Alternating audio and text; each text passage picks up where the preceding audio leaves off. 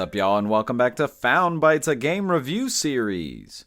My name is Brian, and I'll be your host. If you don't know about us, we're all about testing out and finding small, high-quality video games. This is a podcast that aims to respect your time and money as a gamer and a consumer by sifting through storefronts and sales to find those gems that may be worth your precious resources. If you're interested in reaching out or helping out, check out the links in the description of each episode to access our email, Twitter, website, and YouTube channel. But enough about the show. Let's get into our next game.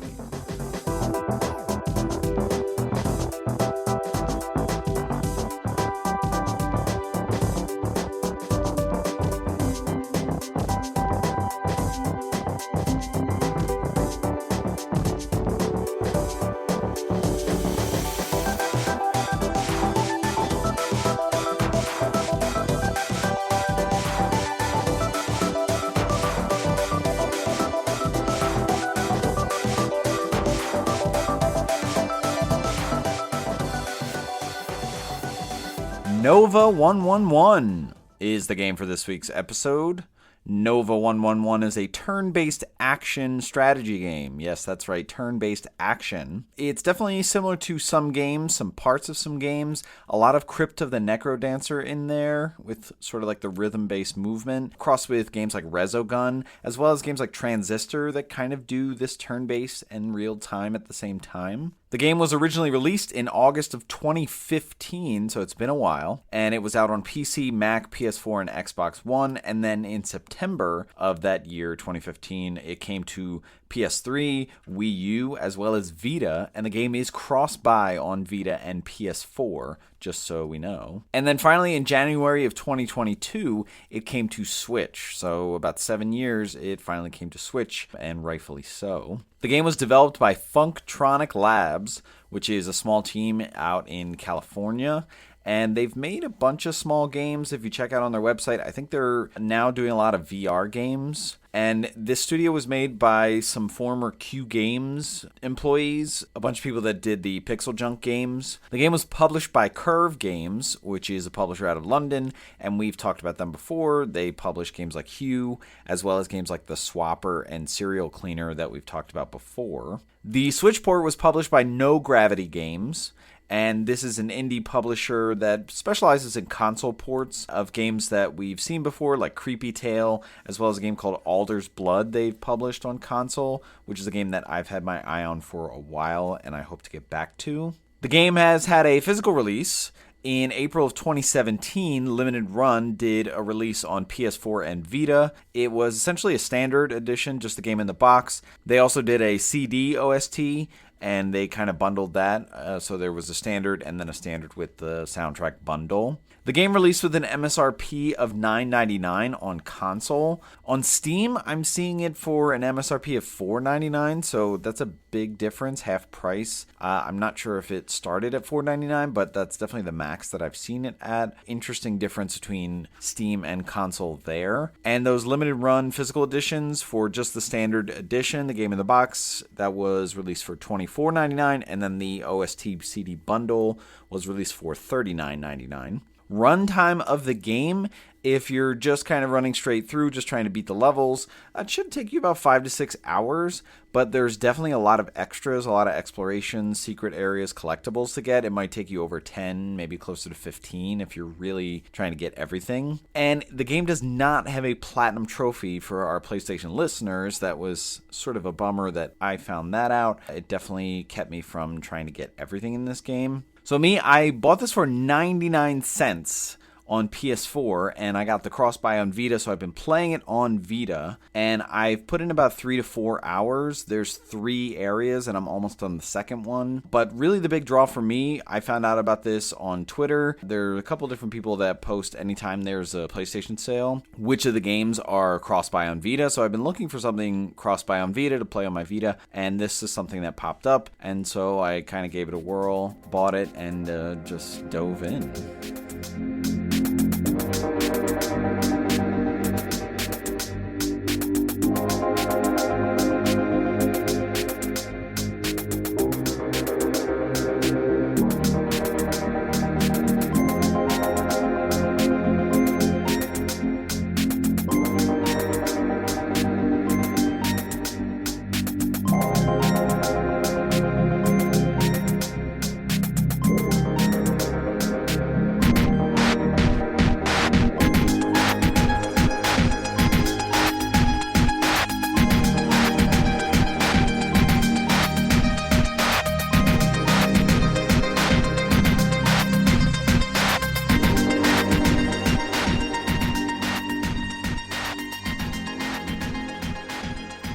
talk gameplay for Nova-111. So like we said, this is a turn-based action kind of synergy going on here. It is unique, although we have seen some games try similar things. But let's get into some of the basics here. So let's start with just the view. So you're going to be looking at this game. I don't know if it's quite top-down or like a cross-sectional, but you're looking at it almost like it's a chessboard or something like that, but you are seeing objects face from the side, almost like a fish tank, so I would say it's more cross-sectional. The layout is essentially like a grid with different spaces, and so anything can occupy these spaces, whether it's you, whether it's enemies, whether it's the environment, but it's not going to be like a perfect grid or like a perfect square like a chessboard. It's going to be an environment that might have ridges or it might block you from certain paths, so it is kind of limited in the scope that you're able to move in. But in terms of the movement, what's interesting is you're going to be moving one space at a time, and you can do that in any direction should there not be a wall there to block you. So you can move in any of the 4 cardinal directions from the space that your character is on. I've found that the D-pad is best for using to traverse, just so there's no confusion. The joystick can maybe get a little annoying, but the D-pad, it's very simple. You know whether you're going down, up, left, or right. Now, what's interesting is as you're moving, you're also potentially attacking. You're not going to be doing a special attack button just to attack things. Essentially, what you're going to be doing is if one of the adjacent spaces that you're trying to move to is occupied by something, whether it is the environment or whether it is an enemy, you're just going to move towards them and you're going to kind of bump into it, and that is the version of just generally attacking that space. Now, if there's an enemy there, you can do 1 hit of damage anytime you attack. If there are breakaway environmental things like rocks or something like that, or interacting with something like hitting a switch, or you can generally just bump the wall to make sure that there's nowhere else to go in that direction. But basically, you just keep moving and you're going to attack if a space is occupied. Now, progressing in this game, so we talked about the general layout in terms of the number of areas. There are 3 areas in the game, or acts in the game, and each of these areas is going to be made up of 6 zones. And as you beat a zone, you can kind of move forward, almost like an overworld, like Super Mario World, but it's just in a straight line. And when you're on that map of the different zones, you can go back and forth, so you can go back to past levels. Once you go into a zone, you're going to have to beat, I think, about 3 consecutive levels. I'm pretty sure all of them are the same in terms of how many. And when you're in that level, that's sort of the grid that you're looking at, or the space that you have to traverse. And you're basically just trying to get to the exit whenever you're in a level. And so you have to traverse different obstacles and enemies and environmental things. But while you're in that level, there are some other things you can do. There are optional collectibles that you can partake in. And this is similar a lot to Resogun, because there's going to be a lot of like trying to rescue all of the characters in that level. And then when you beat the zone, it's going to give you like an arcade-like grading. So it'll say how many of the survivors you found, how many of the secret areas, things like that, as well as it'll show you the different high scores that other people have gotten and how long it took you and how long it took other people. And then the last zone in an area, like I said, there's 6 zones. That last zone is going to be like a boss level where you're trying to move around but also trying to kill a boss. Now, when you're traversing in a level, this is where it's interesting because, like we said, this is a turn-based game, and your movement, even though you are pushing which way your character is going, your movement is going to be turn-based. Now, this is multifaceted here because what that means is anytime you move, there's going to be a counter that is ticking up how many turns it's taking you. So in that respect, it's kind of playing into the arcade feel because when you beat a level or beat a zone, it tells you how many turns it took you to do that. And so when you're looking at your arcade kind of grading or scoring or comparing yourself to high scores, it's like who can do it in the fewest amount of movements or turns. But where this is really interesting in the concept of turns is that anytime you move, any other object or environmental automation or enemy moves at the same pace that you do. So it's almost like every time you move a space, everything else is moving a turn or doing something in a turn, or kind of the world around you keeps going as well, but it does it at the same pace that you do. So this is where the comparison between Crypt of the Necrodancer is, because it's almost like everything is moving in this same rhythm. And so as everything is moving in this same rhythm, if you're not moving, you don't have to worry too much about anything else moving towards you or anything else progressing, because you can take the time to strategize what you're going to do on your turn. Now, it's very simple. It's not like, you're in a turn-based battle or something like that where you're choosing menu options. It's just like, should I go here or here? And that seems very simple, but it's actually going to play quite a role in strategizing based on what other things are doing. So the main thing that you have to worry about is whether it's enemies or the environment doing something that could hurt you or could damage you. And everything is going to have sort of tells before something is going to happen. So an enemy is going to have tells when it's about to attack. So you have as much time as you need to move out of the way or to attack it back or potentially kill it. Or if the environment is going to do something, typically you have time to figure out, okay, I need to move or I need to get out of the way. Let me strategize which way I'm going to go, because that's going to take place, quote unquote, next turn. Now, there is some timey-wiminess here, because while a turn is going to all take place at the same time, when you do something, it is going to happen like slightly before. And what I mean is that if you're attacking a space that has an enemy or an environmental hazard or something like that, it's going to happen slightly before whatever that thing is doing happens. So for example, if you have an enemy that is going to attack you and it has 1 health left, if you attack it, it will die before it attacks you. But that also has consequences to other things. So for example, if there's an environmental hazard that is kind of moving at a certain pace, you don't want to walk into it. But if you know it's going to move 1 more space, you might think like, oh, I will just occupy the space that it is currently at as it moves to the next space. That is where, again, that same timey-wiminess of you kind of going first is going to now be a negative, because you're going to occupy that space with that hazard before it moves, and you will take damage. So there's a little bit of kind of getting to know how the timing works. Even though everything moves at the same pace at 1 turn, there are like do's and don'ts for how to figure out like, okay, I can kill this because I'm going to kill it before it hits me, or I have to wait another turn for this thing to move to make sure the space I'm going on is clear currently. You also have a function of just waiting. So instead of moving, you can press on PlayStation, it's the X button, and you can stay on your space and everything else around you will progress 1 turn. So this is very beneficial and very strategy based. If you get somewhere too early, you can wait an extra turn, and then now it's like, okay, now I have the timing right, I'll slip in here and move on. The game also has like a see distance, like a cloud over spaces that you can't see. So as you're progressing into new rooms or new areas, that cloud will start to dissipate and you'll see what's in that room, and then enemies will start to appear. The map is not something that you can move space over or see far away, and anywhere you haven't been is just going to be darkness. So you have to go to these places to see what the layout is. But you can't pan the map, like you can't pan the camera to see where you've been or where you can go.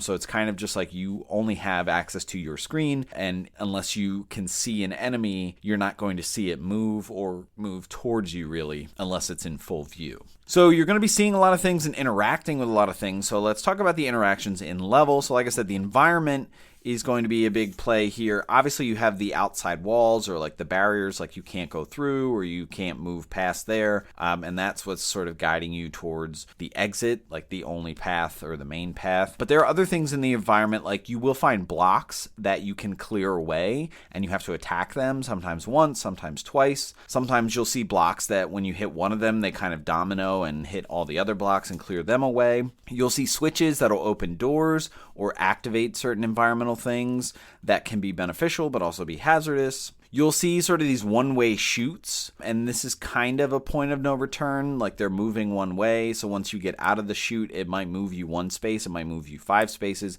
but then you find that you can't go back to that area. So you want to be very patient as you're exploring so that you don't go one way and then you can't go back. And then you'll also see like similar things where it's like an ice sliding path where you can only go from back and forth to where the path begins. And then so you might see some kind of Zelda-like things going on there where it's like you need to stop at a certain point to go to a certain trajectory. And then you're going to have hazards. And some of these hazards are timed. Some of them are proximity based. They'll activate when you get close to them. Some of these hazards might be in a movement themselves, whether a loop or kind of a patrol path. Enemies are a very big thing going on here. And there's really good variation with the enemies. So a lot of them are just going to be melee based, like they're going to attack you when they're right in front of you or one space away from you. And again, you will see a tell visually that they're about to attack. But then you're going to see ones that have ranged attacks, like they can shoot multiple spaces. So if you're more than a space away, you might not be safe. And then some of them are going to have projectiles that are going to move in time. And so you can kind of space out where you are or how to get past them. And again, that wait function might come in handy. Some of them are going to move at different paces or different patterns. And some of them are going to do varying damage. So as you get further along, there are going to be enemies that do more damage. Some more advanced things, you're going to see enemies that do AoE attacks or do like a bull charge. Aggro distance is pretty consistent with you being seen or seeing them, as well as their attack style. So the ones that do like a bull charge, like they're going to see you from far away and they're going to start to attack from far away. Whereas the other ones, as they get closer to you, then they have to ramp up their attack. Some of them are going to take one hit to kill, especially early on, and then you're going to see ones that take multiple hits. So you're really going to have to strategize because some of them attack regularly or shoot projectiles regularly. So you might only be able to get one hit in before you have to move out of the way. And then so of course this is going to bring kind of unique kill procedures for some of these different enemies that you will learn how to do as you experience them. Now, for the environment and for enemies, there is going to be a strange intersection of turn-based and real-time, which we've talked about. So, for example, some of the hazards, you're going to go onto a space that is under like a falling rock or what looks like an icicle,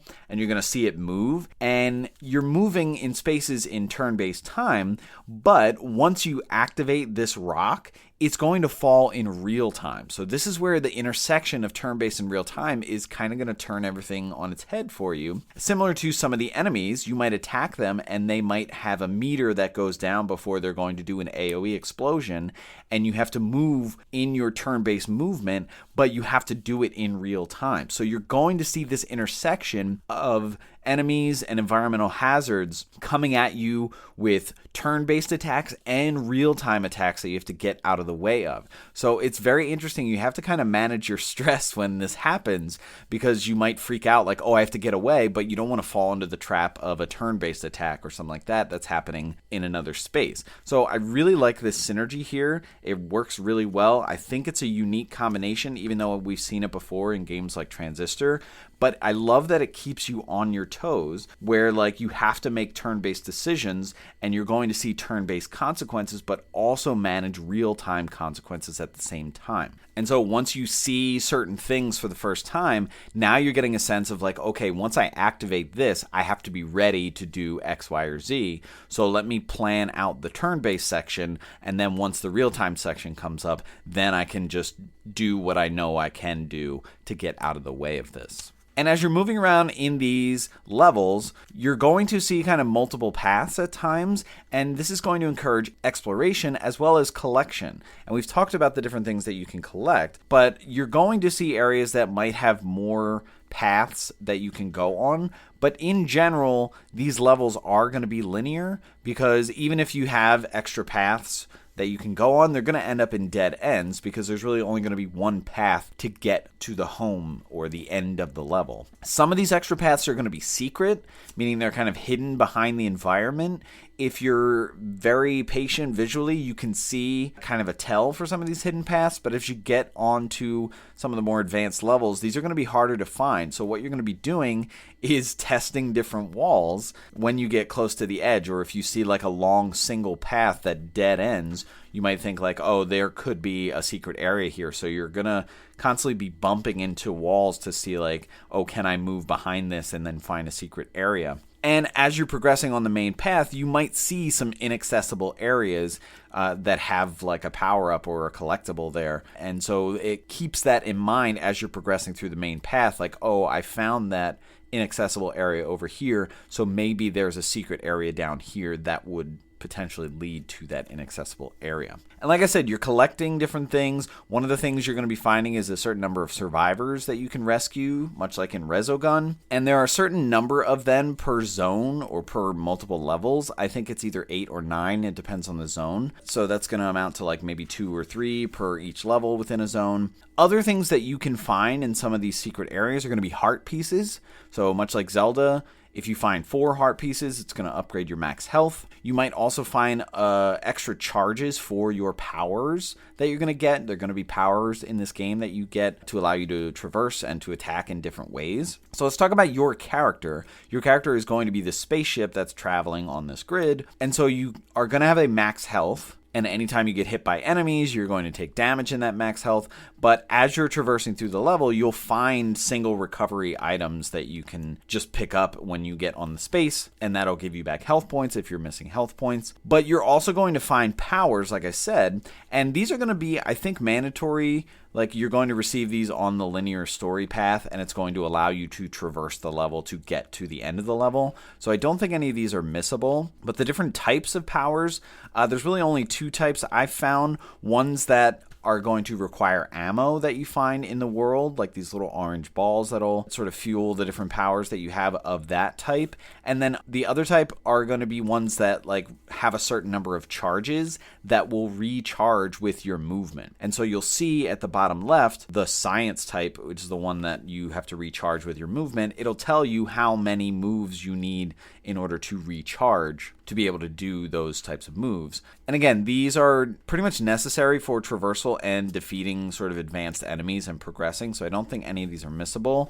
I'm not going to spoil any of these, but some of these are going to be AoE attacks, ranged attacks, so I really like the combination of these and how you can get more charges to make it easier on you as you're getting to more advanced levels. And speaking of more advanced levels, let's talk about the pacing in this game. So I like that you're getting new abilities and you're finding use cases for them, and I feel like they're very evenly spaced throughout this game. It's not overwhelming. You're not going to have like 10 different powers. Like, there are maybe a couple powers that you're going to be managing as you move throughout, but I like the spacing of how frequently you get them. And like I said, there are 3 different areas. The first area, you're really just focusing on moving and attacking and finding that ebb and flow, and then maybe getting a simple power and incorporating it into how to kill a specific enemy.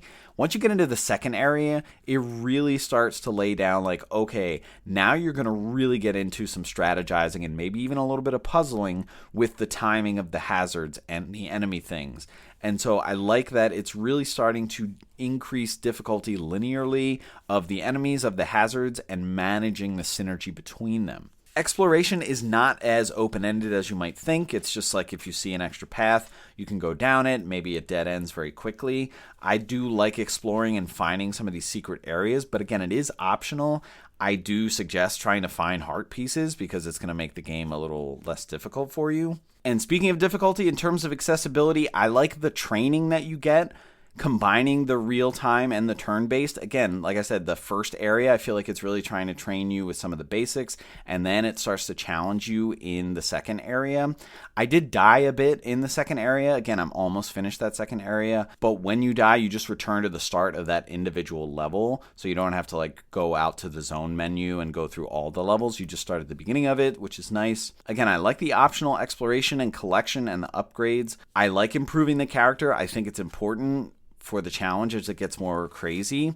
And I like sort of this arcade challenge aspect and the leaderboards. I think a lot of people will min-max this or get really into just trying to get the best at this level, especially if you play games like Resogun that have that arcade grading feel. A lot of replayability in the levels because you might have missed something or you might try to beat your minimum time or something like that. And then I think with saving, I think you might have to complete a full zone in order to have it save, so like exit the game. So once you're back on the zone menu within the area, I think that's fine to just kind of leave and come back. But I'm playing it on the Vita, so if I'm in the middle of a level or something like that, I just kind of put the sleep button on. You probably do the same with the Switch, because again, I think this game is really great on sort of like a mobile console.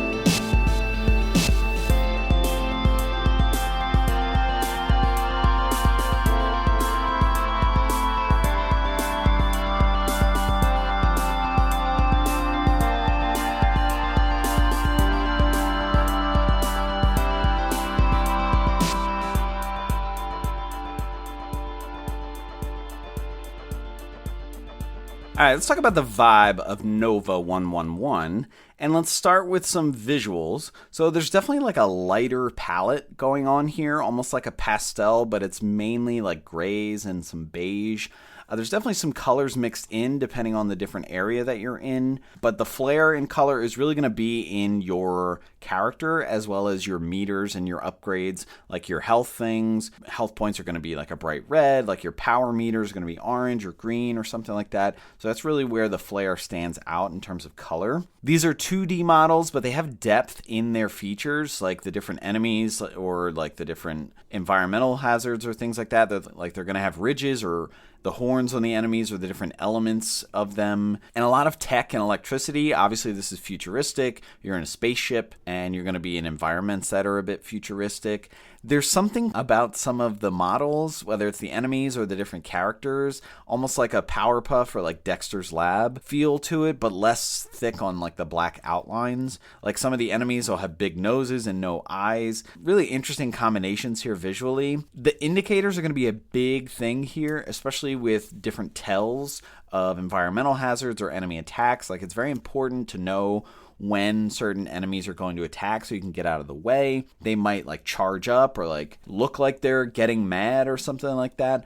But a lot of times you're going to see, like, especially with the basic enemies, like this red or orange coloration where it's like, oh, they're heating up, they're about to hit, or they're about to explode or something like that. And so it's really important to recognize those indicators. And again, after the first few levels, you'll start to get used to, okay, this is how I know they're going to attack next. And environments are similar. Like we talked about the falling rock icicles or whatever. When something is loose, like it is obvious, like you see it kind of jostle back and forth before it's going to fall. So again, getting used to that, I think the visuals are pretty good there. And the fact that you're on a grid, you'd think like maybe it feels a little intrusive or like you're looking at graph paper or something like that, but you're really just seeing these squares, and it is nice visually. It's soft. It's not over the top like this is a grid, but it is obvious like, okay, there's a square there, there's a square there, that's a wall, I can't move forward. And the general shape of the level or the area of play is always unique. Like you're going to have long corridors, you're going to have split paths, but then the open areas, you're going to have hazards placed very specifically. And so I like the uniqueness of each level. It's not like you're going through the same model each time. I don't know if this is procedurally generated. I don't think so. I've replayed levels a couple times and it is the same. So I think it is very intentional how everything is displayed. And lastly, with environments, finding secret areas, it does take a keen eye. You will start to recognize like, oh, when you see like sort of this faint overlay of the foreground, it's a good tell that there's something behind there or there's a secret there, but it is constantly switching up how it shows you a secret area. So you'll get well versed, but then it'll be a little more difficult to spot as you kind of progress forward. In terms of setting and themes, you're in the future, I think. You're in space travel. There's a lot of tech, and it's very self-aware of the futuristic or techno babble. Like some of the characters are going to be like, oh, that's science, or science is working, or, you know, it's very kind of tongue-in-cheek about it. A lot of your environment and your hazards are either going to be like space junk or asteroid rocks that you're breaking up or shooting lasers or robots moving. And a lot of the enemies are going to be like these strange alien monsters. Some of them will have tentacles. Some of them will be jelly-based. So I don't know if it's like space meets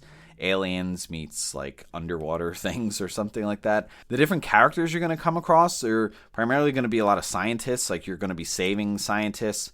There's like a main guy who I guess is driving the ship. And he keeps like commenting, like a dialogue bubble will come up at the top whenever you go into a new area or whenever you rescue somebody or something like that. And sort of the content in his dialogue box are going to give you context or like eureka discovery. And that sort of plays into like the silliness or the lightheartedness of this game. I really like the nonchalant humor. Like it's very surface level. It doesn't take itself too seriously. Anytime you rescue somebody or you do something, like the main guy has like a nice quip or something silly to say, but as well as being helpful, like he is kind of giving you context or like, oh, you can't kill that enemy or that's a new enemy. It does sort of help you whenever you encounter something new. And I think there's kind of like a dystopia. I don't know what is the current status of humanity, but it seems like this might be the last of humanity, or like they're trying to go to a new planet or something like that, and you're just flying by the seat of your pants. You're just picking up scientists that are sitting on the side of the road. There's not really context to the state of the universe or what's going on with Earth,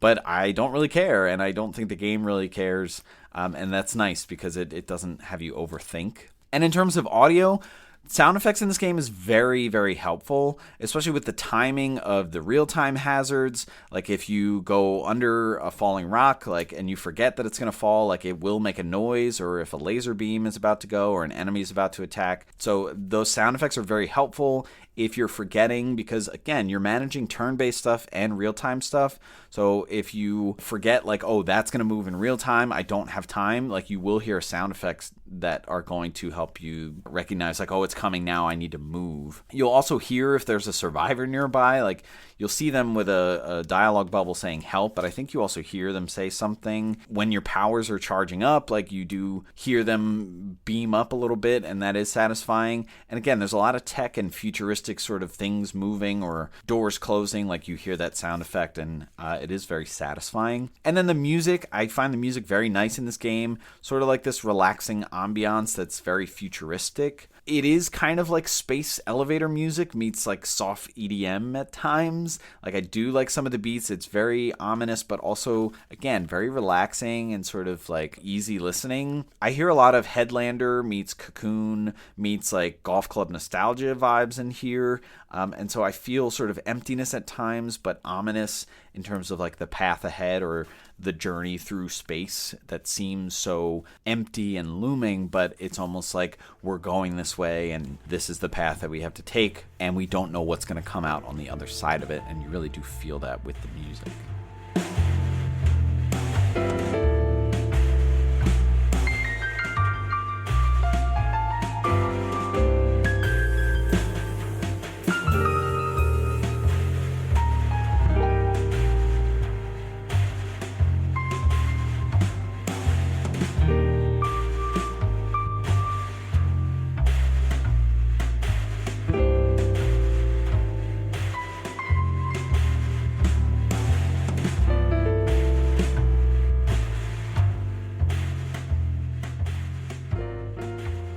All right, let's wrap up the conversation about Nova-111.